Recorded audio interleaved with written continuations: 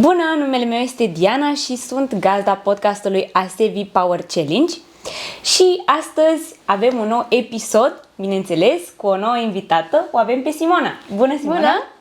Astăzi am să discutăm despre detergentul ASEVI Power Luxury și despre balsamul ASEVI Sensations Luxury. Vreau să aflu foarte multe lucruri noi despre tine, Simona, astăzi, dar prima dată eu zic să băgăm mașina de spălat. Bun, hai să începem! Hai! Cu acest detergent putem să spălăm orice tip de haină, colorată, albă, este universal, este un detergent universal. După cum putem observa, avem mai multe tipuri de țesături. Bun, abia aștept să vedem ce iese. Avem și niște hăinuțe de copii.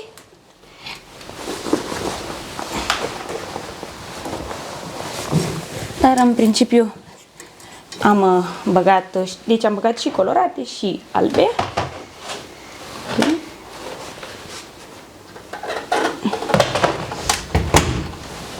Bun. Să și pornim la o spălare rapidă. Spălare rapidă. Bun. Punem doar un căpăcel de detergent. Nu mai mult, nici mai puțin.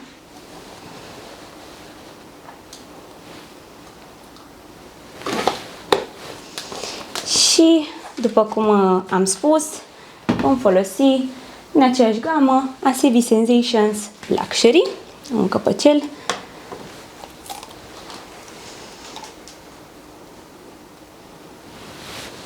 Wow! Miroase divin. Așa vor mirosi și hainele.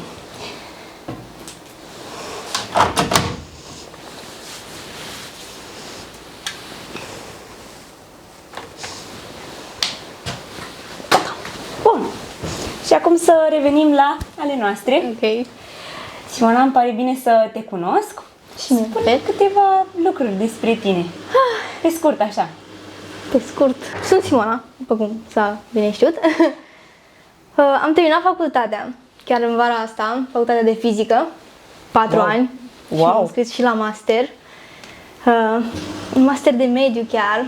Și îmi place foarte mult ceea ce fac și sper să mă dezvolt pe asta cât din ce în ce mai mult.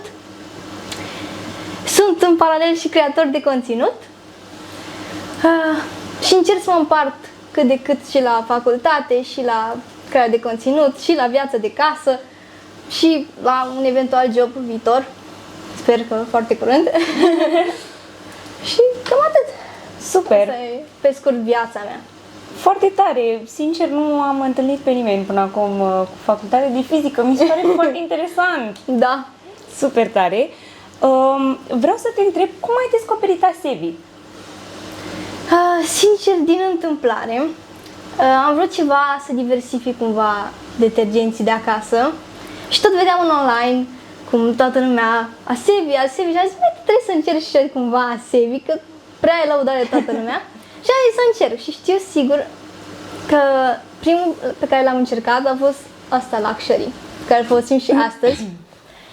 Că mi s-a părut așa mai luxury și am zis să am acest vibe în casă de luxuriant și chestii. Și am încercat și mi-a plăcut tare mult. Și de atunci îl folosesc la fiecare spălare. Mă bucur să aud asta. Foarte tare. Deci, pură întâmplare. Da. Ai văzut o reclamă și te-ai gândit, wow, hai să încercăm. Da, Super. Că am vrut diversitate. Mă plictisem de restul, să am același miros constant. Și după aia am descoperit și celelalte sortimente de Am ASEVI. înțeles.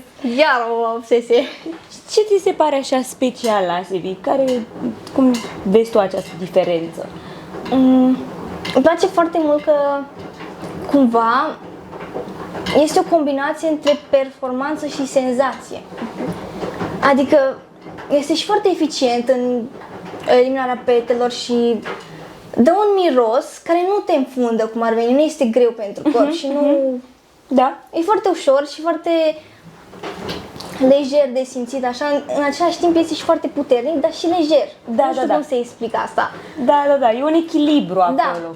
și îmi place foarte mult și ține foarte mult pe haine, adică când deschid dulapul așa foarte mult, mă lovește așa un miros foarte proaspăt și fresh de asevi și am zis, wow, asta îmi place. Că mereu, și mama folosea un asevi, nu știu, mai vechiut, nu de ăsta Luxury Sensation și îmi plăcea foarte mult când spăla cuverturile de pat și după aceea le punea pe Rămâne pat, mirosul. da, și era foarte așa relaxant.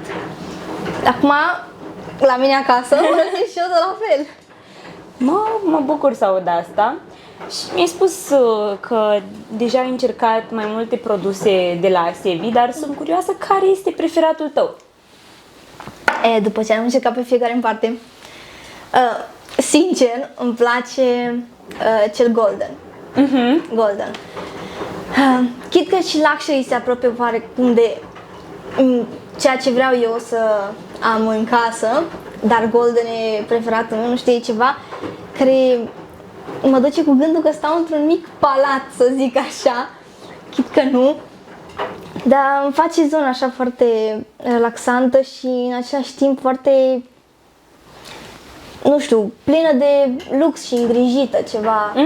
Ăsta îmi dă vibe-ul când îmi scot Super, haine. deci balsamul Golden Da, este Golden e pe locul în 1. top. În top, ok, super. Ce treabă casnică îți place cel mai mult?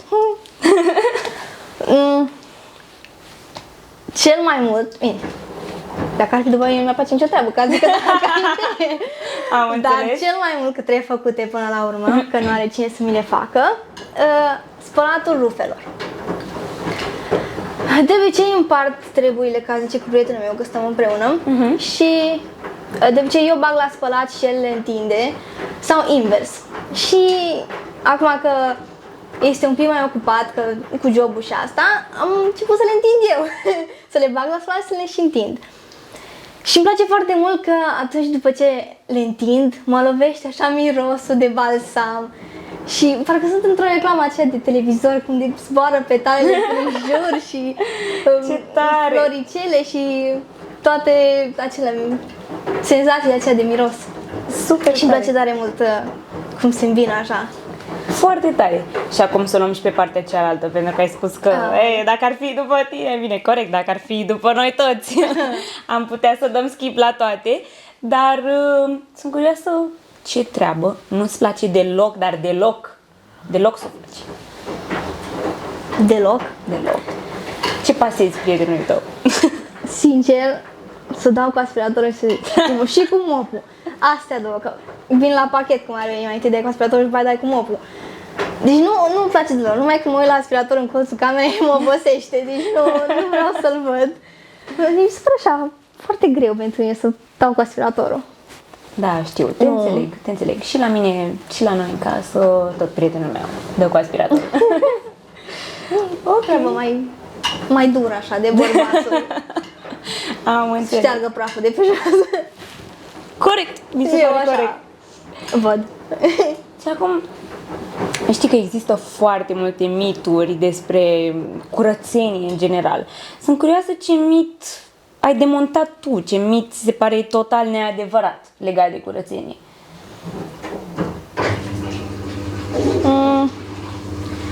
Tot am auzit în jur, la diverse persoane rude, că dacă pui mai multă soluție sau folosești mai multe soluții, se curăță mai bine. Eu nu sunt de acord în acest lucru. Mi se pare un mit că dacă folosești mult sau pui, nu știu, 3 capaci de detergent, gata, ies toate petele din star, nu mai rămâne nimic și tot așa. Nu. Mie mi se pare că acești detergenți sau produse de curățare sunt făcute special să acționeze la anumită doză. Și de aceea nu sunt de părere că cu cât cantitatea este mai mare, cu atât are eficiență maximă. Doza optimă înseamnă eficiență maximă la mine. Voiam să-ți cer un sfat pe care să mi-l dai mie și poate, de ce nu, persoanelor care se uită la acest podcast despre curățenie, cum să o faci mai confortabilă, mai ușoară, mai relaxantă. Spun cum fac eu, ca să-mi fie mult mai ușor și să nu o văd ca pe o corvoadă toată curățenia aia din casă. În primul rând, primul pas pe care trebuie să-l facem când începem curățenia, să pornim muzica. există curățenie mai optimă dacă nu am playlistul meu preferat pe fundal. Automat, când am playlistul meu pe fundal preferat, parcă mișcările de curățenie se îmbină cu mișcările de curățenie și dau așa randament și parcă totul merge mai rapid și instant, nu știu, poate dura vreo 2-3 ore să fac o curățenie relativ generală, dar eu nu-mi dau seama când trec aceste ore. Și mie mi se pare foarte interesant. Și ce muzică asculti tu?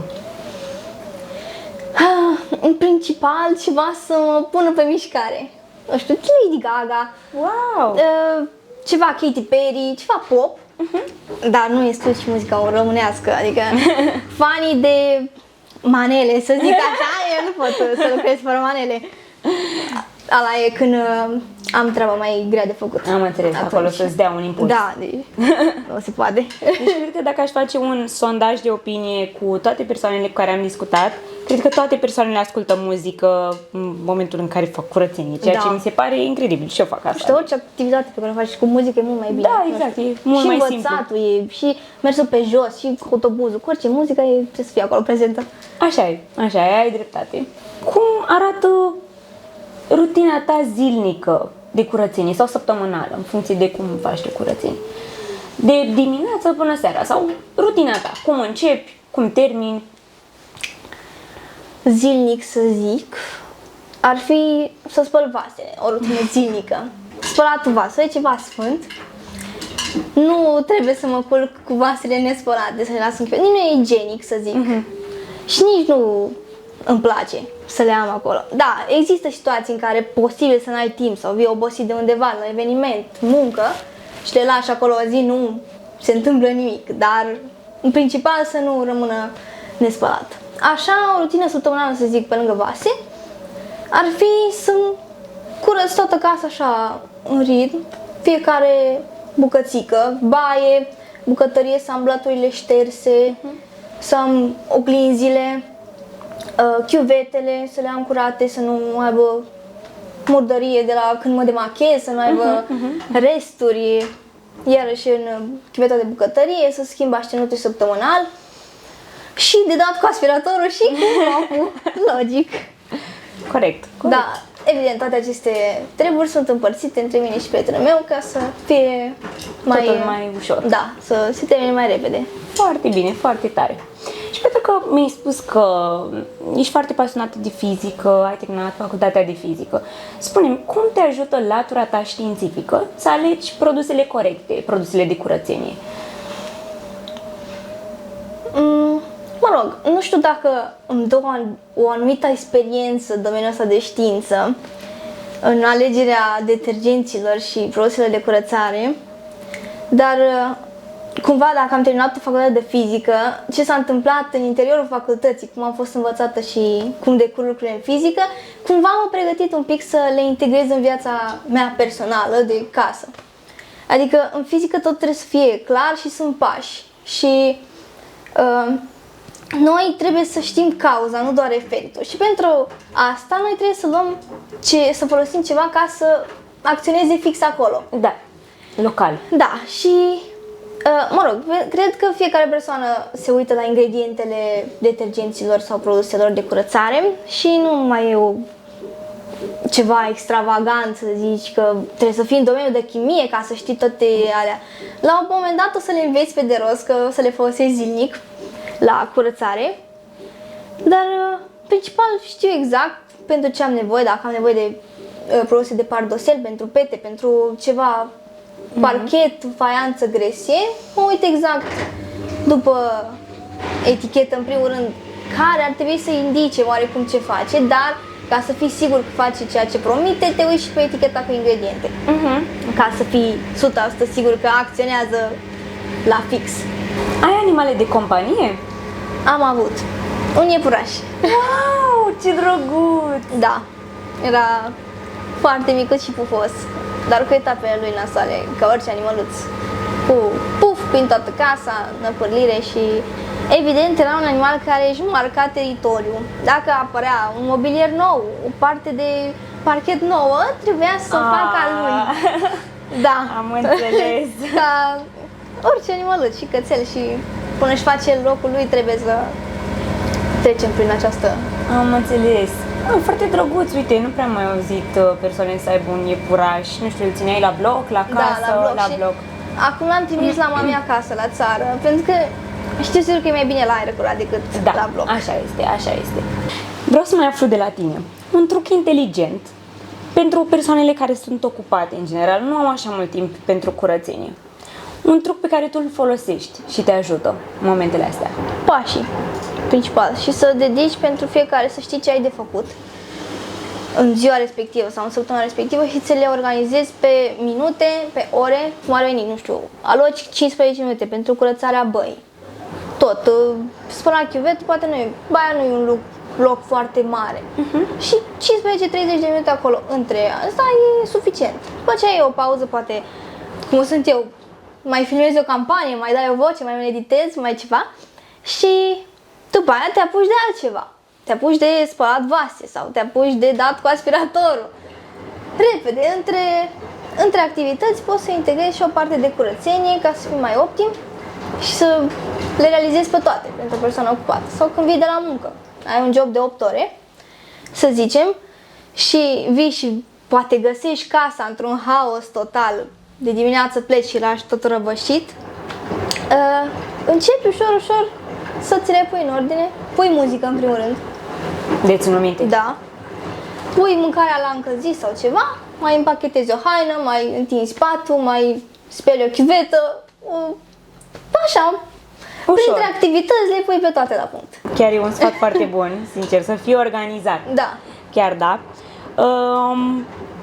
Voiam să te întreb, pentru că observ că ai o viață foarte ocupată, ești și creator de conținut, îți dedici timpul și facultății, studiului.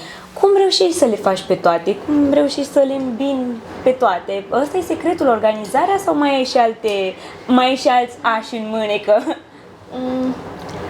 Într-adevăr, cred că organizarea e foarte bună când știi că ai multe de făcut sau te înhami, să zicem, la multe activități, job, poate ai un curs la care te-ai înscris, poate la facultate, cum sunt eu, creezi conținut de acasă sau, nu știu, orice altceva, trebuie să te organizezi. Deja nu mai poți să am timp, nu ai timp, chiar nu ai deloc timp, trebuie să ți-l pui la punct, minut cu minut. Chiar dacă mai apar situații în care se deviază, poate mai te cheamă prietenii random afară și hai să ieși, că n-am mai ieșit de nu știu câte seci, hai că ieșim, dar mâine deja mă dau peste cap, dar e ok. Că iar mă organizez, îmi pun minutele la calcul. Și cumva, crearea asta de conținut pe mine m-a educat.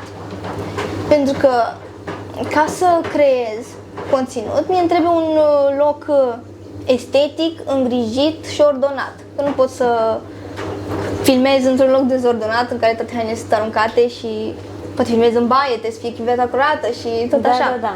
Și cumva am început să le fac, să le las ordonate, să nu mai fac atât de multă dezordine în timp ce mă desfășor în casă. Și ușor, ușor ca să fie ordonată și nu să mai ai atâta treabă, să zicem, când te apuci de o curățenie generală, nu o să mai ai atât de multă treabă. O să fie light. Nu, cum se apucă oamenii de Paște, gata. Curățenie generală. Mutăm mobila, schimbăm covoarele, punem mochetă nouă și tot așa. Dacă te obișnuiești să-ți faci treburile din mers, cum ar veni, nu o să mai ai de multă treabă. Și așa mă împart. Acum mi-ai adus aminte de altă întrebare. Mai mult o întrebare personală. Okay. Pentru că te văd că ești o persoană foarte organizată și eu sunt la fel, încerc să-mi planific totul din timp. Voiam să te întreb, ai și spontaneitate în viața ta? Cum se manifestă această spontaneitate? Uneori da. Uneori stau. Nu am într-o agendă sau pe tabletă, îmi planific toate campaniile și ce și cum și când trebuie să filmez sau editez. Dar uneori parcă mă sufoc și nu mai am chef de nimic și vreau să ies afară și spun prietenul meu, hai că ieșim afară. Și nu e așteptat, nu se așteaptă la acest lucru și zic, cum adică ieșim afară, parcă mai treabă. Și dintr-o dată ieșim afară. Sau, nu știu, am de filmat, că totul se rezumă acum la filmat, că facultatea merge Acum am terminat, o să fie mai light la master, Doamne ajută. Că dacă am făcut față la licență, fac față și la master. Normal. Da. Normal.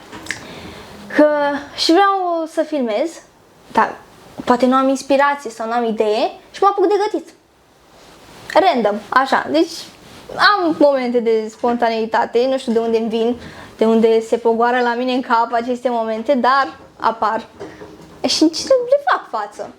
După aia mă organizez mult mai bine cu celelalte activități pe care trebuie să le fac în locul acestor activități. Da, cred că uneori și spontaneitatea are rostul ei, adică ne scoate așa din normal și ne ajută. Ca și un refresh, așa. Exact. Și am avut problema asta, mi-a fost foarte greu să accept spontaneitatea, dar după ce am acceptat-o, parcă totul a fost mult mai ok, așa, m-am simțit eu mai bine cu mine. Mai liber, așa, parcă nu mai e totul ca la carte, să zic. Hai că mai pot să fiu și eu distractivă. Exact, Nu ești din tipare. Da. Pentru că am vorbit mult despre curățenie, dar eu vreau să te cunosc și pe tine. Spune-mi, ce alte hobby-uri mai ai? Hobby-uri. Nu știu, că nu prea am avut timp să le dezvolt, să zic așa. Când nu eram așa ocupată, nu aveam facultate în liceu, să zic. Pictam foarte mult, făceam lucruri handmade. Am zis că o să mă apuc și acum, dar nu am avut timp să mă apuc. Și mă descurc chiar foarte bine la făcut lucruri handmade. Îi făceam o grămadă de lucruri mami. Îi demontam toate mileurile, să zic așa, și croșetam, că m-am învățat să croșetez și croșetam și eu la rândul meu și era foarte impresionată de ceea ce fac. Că nu mă învăța aia propriu, m-am învățat doar baza, să zic, cum se croșetează și după aceea am început să fac tot felul de lucruri, căciulițe, bentițe, să-mi fac vestuțe și era foarte impresionată și alte hobby-uri, nu știu, mai dansez, dar Foarte tare. nu la spectacole așa, am fost dansatoare de muzică populară. Wow, Când eram în generală, dar nu m-am dezvoltat la detalii. După ce am terminat generala și am ajuns la liceu, n-am mai făcut dansuri populare. Cât mi-a plăcut. Foarte tare, să știi că mi se pare extraordinar în ziua de astăzi când aud persoane că sunt pasionate de muzica populară. Da, era Chiar foarte frumos. Și îmi plăcea foarte mult să fiu pe scenă. Și mă gândeam că o să fiu ceva în viitor, că o să cresc mare, o să fiu pe scenă, mare vedetă, nu știu. Nu, n-am ajuns încă pe scenă. Niciodată nu e prea târziu. Da, cine știe. Mă fac chiar dansatoare de muzică populară. Păi da, eu te Și fizician și dansatoare. Te susțin. Se pot face amândouă, nu e nimic. Dar mă simțeam foarte bine. Cred că s-a terminat mașina.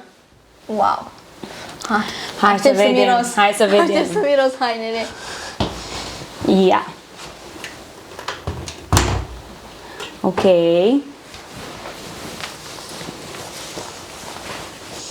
Wow. Ia uite. Mamă, dar miroase... Miroase ca acasă. Wow. Deci miroase totul. Totul miroase. De aici, toată cuva. Este super. În sfârșit, în curând o să miroase și în jurul nostru. Da, deci e super. Inclusiv pe blugi și pe blugi de obicei nu rămâne atât de... Da, sfinează mai greu mirosul. Și rufele sunt curățele, deci să nu vorbim doar de miros, pentru că a dispărut toată murdăria. Și eficient. Exact. Și cu miros. Deci 2 în 1.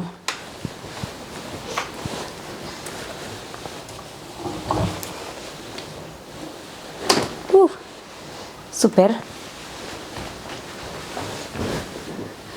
Am fost și eficiente.